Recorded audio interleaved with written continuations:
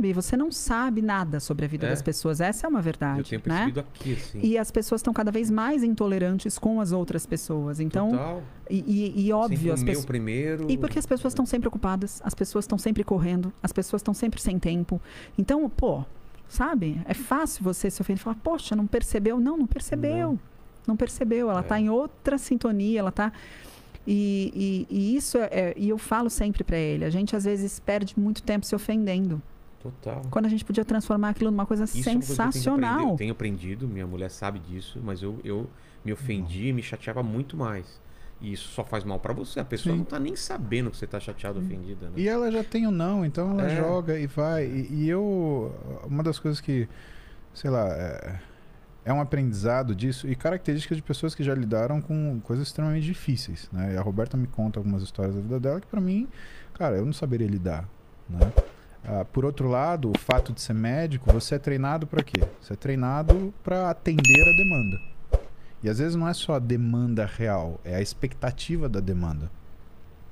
E eu sempre me importei com isso à medida que eu entendia que a expectativa da demanda do meu paciente é um sofrimento.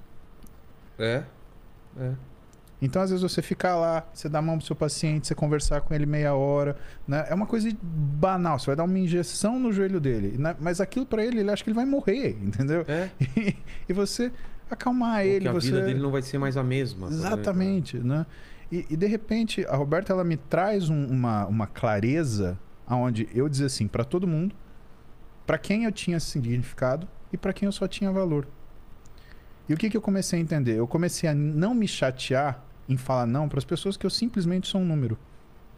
E comecei a me preocupar em atender as pessoas para que eu tinha significado. Por quê? Porque quando você põe amor nas coisas que você faz, você espera ele de volta para você.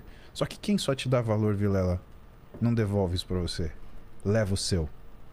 E não é só sobre trabalho, eu acho, sabe? Eu falo, às vezes você... fala os sims que você precisa, que você acha que você precisa falar, porque ele também tem uma dificuldade de achar que você está ofendendo ao dizer não, né? E não é uma frase super completa. As pessoas deveriam normalizar você dizer quer ir, não. Por que a gente tem que falar não? Porque e você tem que pensar numa desculpa ou mandar uma mentira, né? E o que eu percebi é que o Paulo passava pouco tempo com o pai dele, que ele ama. O Paulo passava pouco tempo com a mãe dele. A mãe dele morava em Marília. A gente estava aqui. Era impossível para o Paulo viajar para Marília. Eu falei, poxa, quanto tempo mais? Eu faço essa conta. E eu dou uma aula de gestão na pós-graduação que eu falo, façam uma conta muito simples. Quando a gente fala de gestão de tempo, gestão de agenda, faça uma conta muito simples. Quantos anos tem a sua mãe? Vamos considerar a longevidade. Quantos anos mais viveria a sua mãe? Quantos dias do mês você fica com a sua mãe? Por quanto tempo? A maior parte das respostas são, eu almoço com a minha mãe uma vez por mês e eu fico 3, 4 horas com ela. Eu falo, seria 4 dias por mês. 4 dias inteiros. Você passa 4 dias inteiros com ela, agora, 24 horas com ela. Agora, porque eles estão com o apartamento santo, a gente vai lá e a família a gente fica 4 dias. Não, você passava meses, às vezes, sem eu ver. E a maioria das pessoas vive dessa forma, né? E eu fico pensando, a minha mãe é a mulher que eu mais amo nessa vida. E eu vou falando sim para um monte de gente que eu não amo tanto como a minha mãe. E eu não posso almoçar com ela. Eu não posso almoçar com a minha mãe uma vez por semana. Se a minha mãe viver mais 40 anos e eu tiver 1 hora de almoço com ela uma vez por semana, eu vou viver o quê? Mais 24 dias com a minha mãe? Se eu contar 24 horas? Percebe? E eu comecei a fazer essas contas para ele, falar, a gente precisa trazer sua mãe para perto, sua mãe precisa morar... Sabe quando você desce do consultório, sobe outro elevador e tá com a sua mãe? Tem que ser assim, porque assim você vai ver sua mãe a hora que você quiser.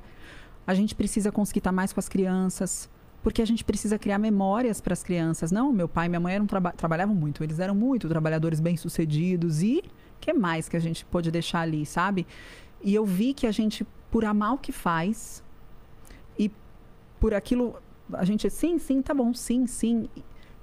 A gente se viu num momento em que era muito sim para um monte de gente que a gente nem conhecia, sem perceber quantos nãos a gente estava dizendo. Vocês vêm almoçar aqui? A gente não pode. Vocês vão vir no aniversário? Não dá. Quantos não? E esse não, como que a gente se sente mais confortável em dizer esse não? Percebe? Como que a gente fala não dá porque eu vou trabalhar? Que desculpa, perfeita? Exato. Ninguém mais questiona. Não dá porque eu vou É trabalhar. verdade. Quando você fala que vai trabalhar, é Ninguém te tranquilo. questiona. Se você fala, eu quero ficar com meu filho, fala, eu acho que ele não Ou quando gosta você de fala, mim. você pode vir trabalhar e você fala, eu vou declinar o convite porque eu vou passar a tarde com meu filho. É. Não soa tão natural para as pessoas Não, quanto parece uma eu não coisa- posso ir porque eu parece uma trabalho desculpa nesse qualquer. dia, É. sabe?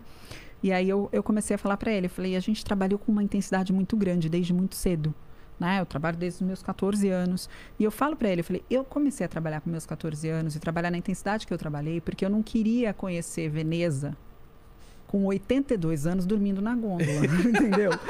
Eu queria estar acordadona curtindo. Você entende? Eu queria estar acordadona curtindo a minha vida. Sabe, com Gritando, vitalidade. Velocità, lembra do filme lá? Com do- vitalidade, Vitor- sabe? Eu falo pra ele, Velocità. a gente precisa fazer. E a gente ainda tá aprendendo isso, porque eu ainda tô num ritmo de trabalho que, assim, eu considero desumano. É surreal o ritmo de trabalho que eu tenho. Porque eu ainda tô fechando alguns ciclos da minha profissão, né?